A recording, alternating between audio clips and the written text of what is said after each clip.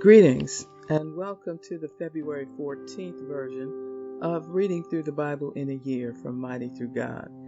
Today we'll be reading Exodus chapter 37 verses 1 through chapter 38 verse 31, Matthew chapter 28 verse 1 through 20, Psalm 34 verse 11 through 22, and Proverbs 9 verse 9 through 10.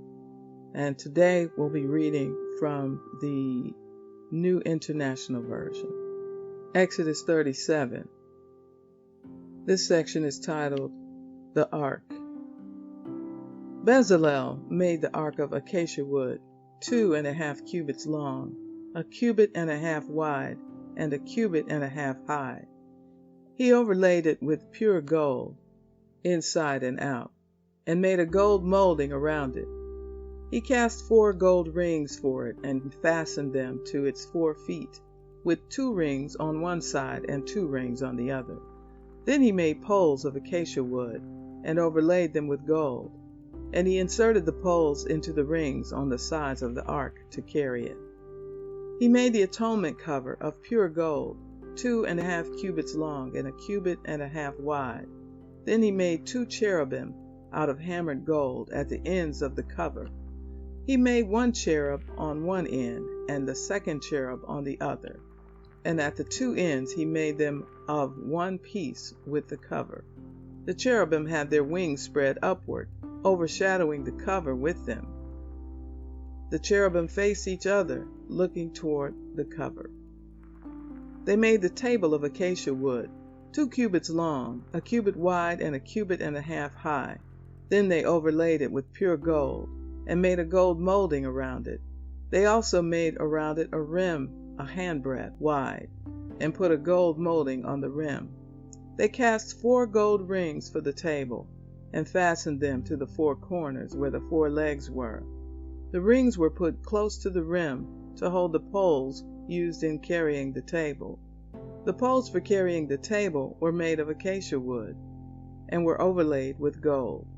And they made from pure gold the articles for the table, its plates and dishes and bowls, and its pitchers for the pouring out of drink offerings.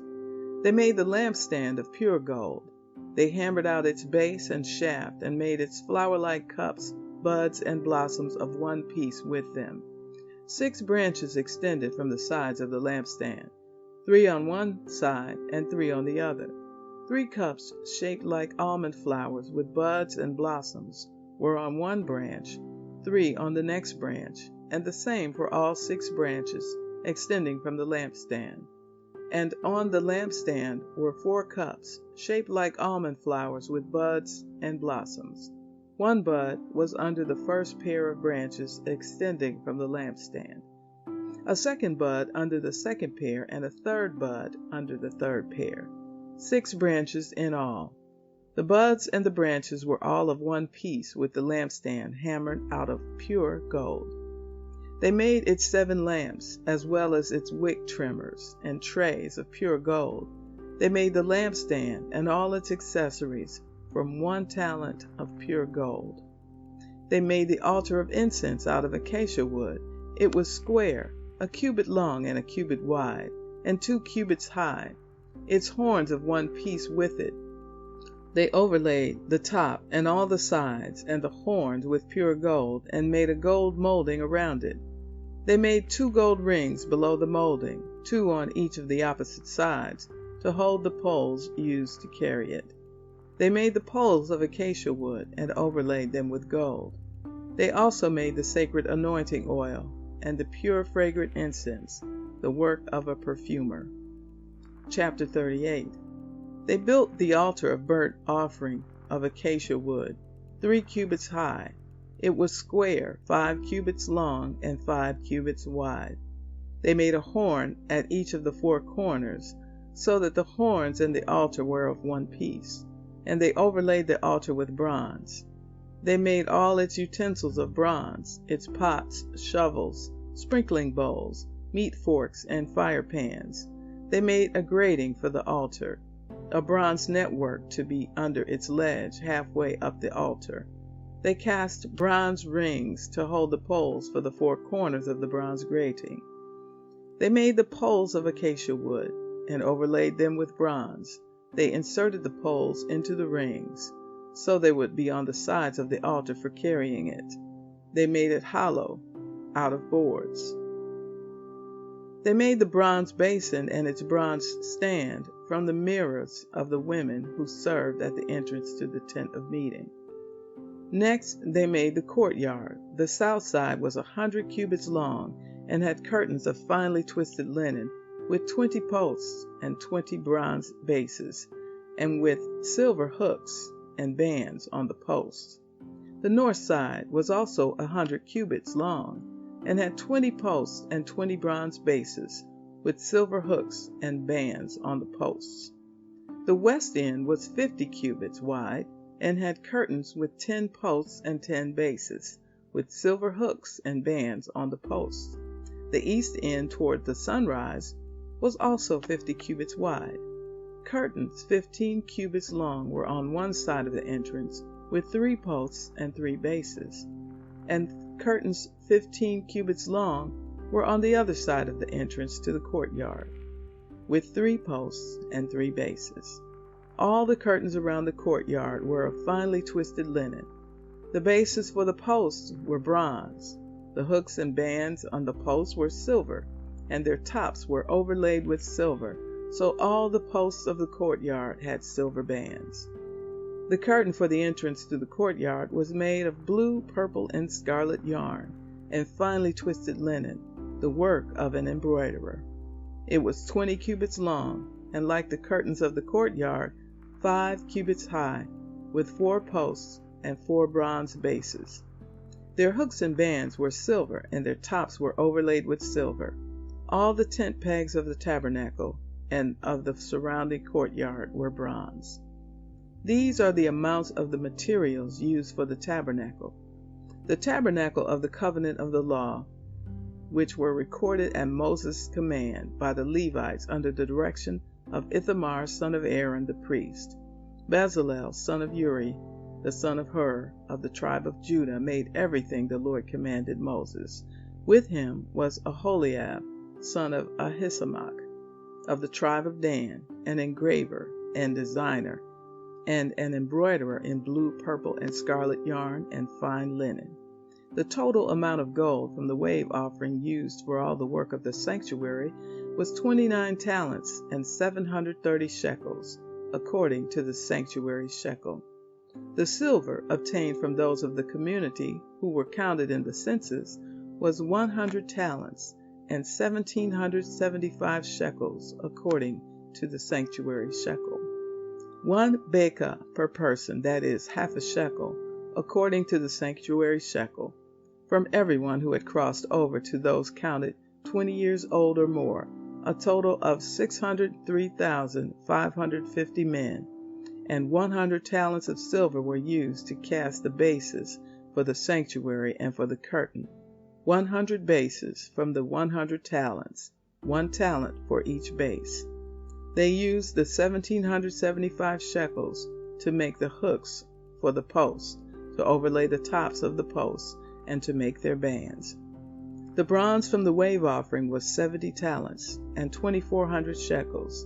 They used it to make the bases for the entrance to the tent of meeting, the bronze altar with its bronze grating and all its utensils, the bases for the surrounding courtyard and those for its entrance, and all the tent pegs for the tabernacle and those for the surrounding courtyard. Matthew chapter 28. This section is titled, Jesus Has Risen. After the Sabbath, at dawn on the first day of the week, Mary Magdalene and the other Mary went to look at the tomb. There was a violent earthquake, for an angel of the Lord came down from heaven, and going to the tomb, rolled back the stone and sat on it. His appearance was like lightning, and his clothes were white as snow. The guards were so afraid of him that they shook and became like dead men. The angel said to the women, "Do not be afraid, for I know that you are looking for Jesus who was crucified. He is not here. He is risen, just as he said. Come and see the place where he lay. Then go quickly and tell his disciples, he is risen from the dead and is going ahead of you into Galilee. There you will see him. Now I have told you." So the women hurried away from the tomb, afraid yet filled with joy, and ran to tell his disciples. Suddenly Jesus met them. "Greetings," he said. They came to him, clasped his feet, and worshipped him. Jesus said to them, "Do not be afraid. Go and tell my brothers to go to Galilee. There they will see me." While the women were on their way, some of the guards went into the city and reported to the chief priests everything that had happened. When the chief priests had met with the elders and devised a plan, they gave the soldiers a large sum of money, telling them, "You are to say his disciples came during the night and stole him away while we were asleep. If this report gets to the governor, we will satisfy him and keep you out of trouble." So the soldiers took the money and did as they were instructed. And this story has been widely circulated among the Jews to this very day. Then the 11 disciples went to Galilee, to the mountain where Jesus had told them to go. When they saw him, they worshipped him, but some doubted. Then Jesus said to them, "All authority in heaven and on earth has been given to me. Therefore, go and make disciples of all nations, baptizing them in the name of the Father, and of the Son, and of the Holy Spirit, and teaching them to obey everything I have commanded you. And surely I am with you always, to the very end of the age." Psalm 34. Come, my children, listen to me. I will teach you the fear of the Lord. Whoever of you loves life and desires to see many good days, keep your tongue from evil and your lips from telling lies. Turn from evil and do good. Seek peace and pursue it. The eyes of the Lord are on the righteous, and his ears are attentive to their cry. But the face of the Lord is against those who do evil, to blot out their name from the earth. The righteous cry out, and the Lord hears them. He delivers them from all their troubles. The Lord is close to the brokenhearted, and saves those who are crushed in spirit. The righteous person may have many troubles, but the Lord delivers him from them all. He protects all his bones, not one of them will be broken. Evil will slay the wicked. The foes of the righteous will be condemned. The Lord will rescue his servants. No one who takes refuge in him will be condemned. Proverbs 9, verse 9 and 10. Instruct the wise, and they will be wiser still. Teach the righteous, and they will add to their learning. The fear of the Lord is the beginning of wisdom, and knowledge of the Holy One is understanding. And so concludes the reading for February 14th. Be blessed.